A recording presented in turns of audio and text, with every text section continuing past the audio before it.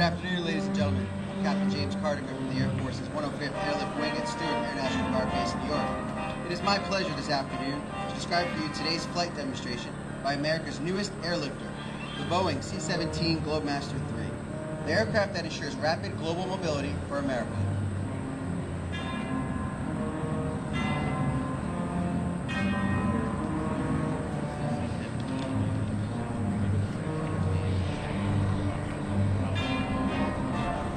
The aircraft will take off in less than 1,500 feet and perform a max angle climb, demonstrating its impressive power and the ability to depart an airport where enemy resistance is suspected. With a departure climb angle just over 30 degrees nose up, the aircraft will reach over 1,500 feet before crossing the departure end of the runway.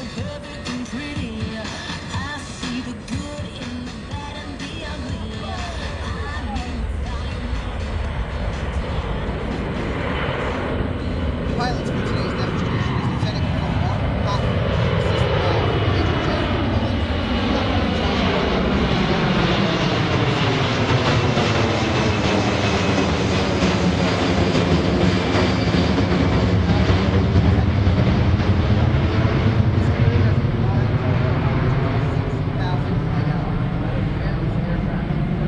C-5 Galaxy, U-28, DC-12 Pilatus, LC-130 KC-130 Hercules, KC-135 Stratotanker, T-1 Jayhawk, T-6 Texan, T-37 T. C-17's first pass today will be a high-speed pass, after completing a teardrop maneuver to align with the runway. The crew will accelerate to 300 knots, demonstrating the rapid strategic capability of the airplane.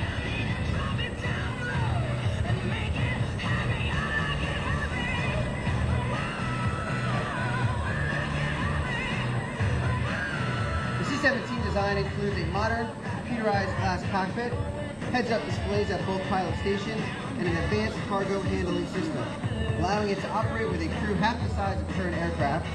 Only 3 crew members are required to fly the C-17. The aircraft's advanced design allows it to accomplish its entire mission with this minimum crew.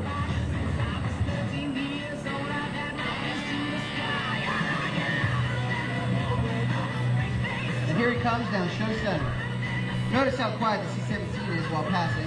This gives the Globemaster a tactical advantage while flying low over hostile territory, and is also environmentally friendly. The Whisper Pass.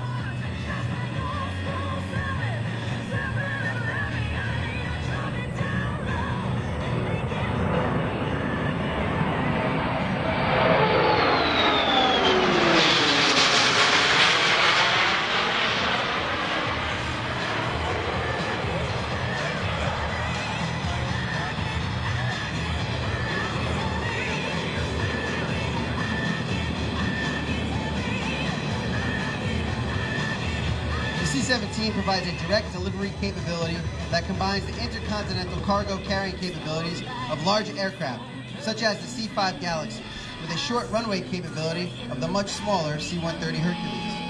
It can routinely land on runways only 3,500 feet long. 4 Pratt & Whitney F-117 engines power the C-17. Those are the same engines used on the Boeing 757. Each engine delivers over 40,000 pounds of thrust. This amount of thrust allows the Globemaster III to carry over 170,000 pounds of cargo. The range of the C-17 with this amount of cargo is 2,400 nautical miles. However, the C-17 can reach anywhere in the world non-stop using its air refueling capability.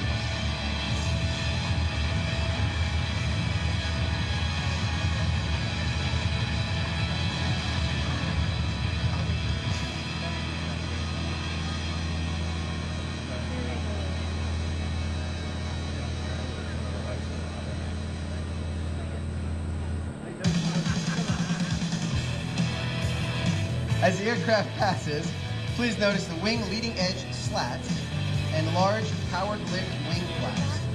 These devices change the shape of the C-17 wing and are the key to its low final approach speed, enabling this aircraft to land and stop in short distances.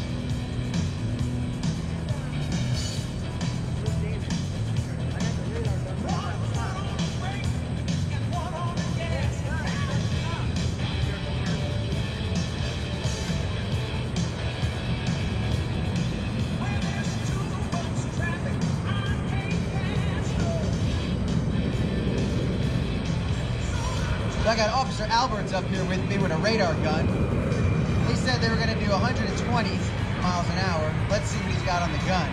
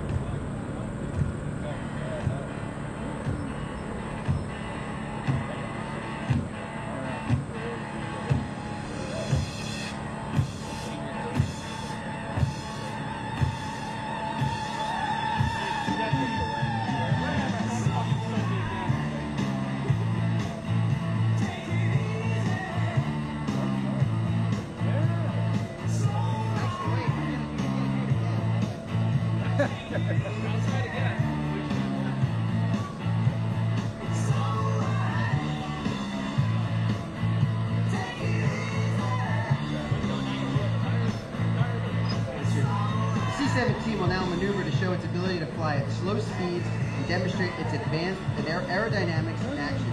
The aircraft is performing a series of steep bank turns to maneuver for a low-speed pass and circle over the airfield.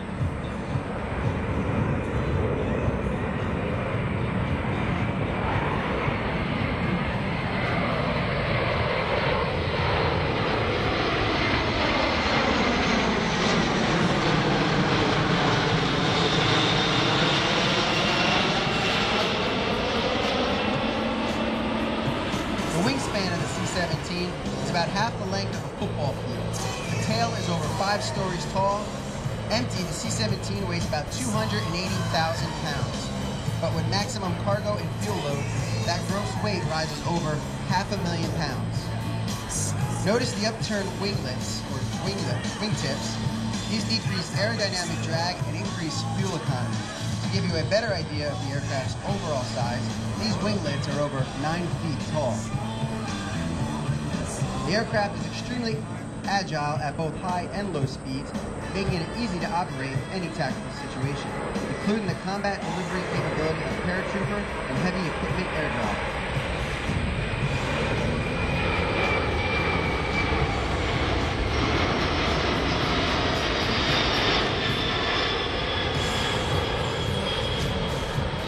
The C-17 uses a quadruple redundant fly-by-wire system to run its flight controls. Fly-by-wire system means the aircraft's flight controls are electronically operated by inputs from the control stick. Yes, I said a control stick. There's no yoke in the aircraft. There are 4 separate flight control computers, each of which can manage the entire system by itself. The computers continuously monitor the flight controls and each other. If there are any problems, they automatically work around the disabled system. In addition to these features, the C-17 still has mechanical backup.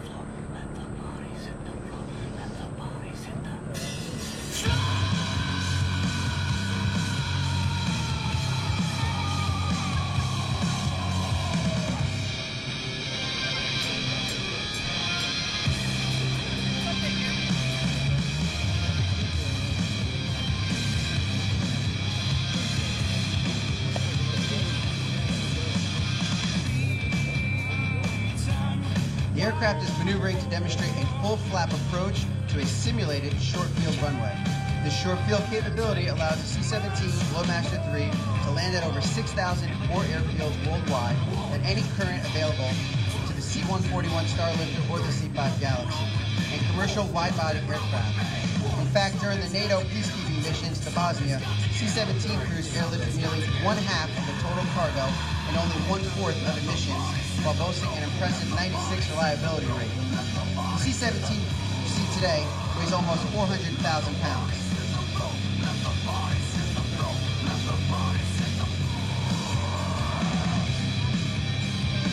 Approaching the end of the runway, the crew is simulating arrival to an airfield with hostile forces. The approach tactic can also be used from very high altitude to avoid enemy fire. The C-17 made its inaugural flight in September of 1991.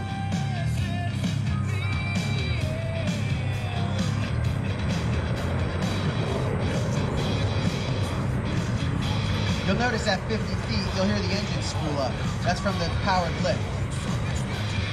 Now the crew will demonstrate the very short landing capability to the landing distance of less than 2,000 feet.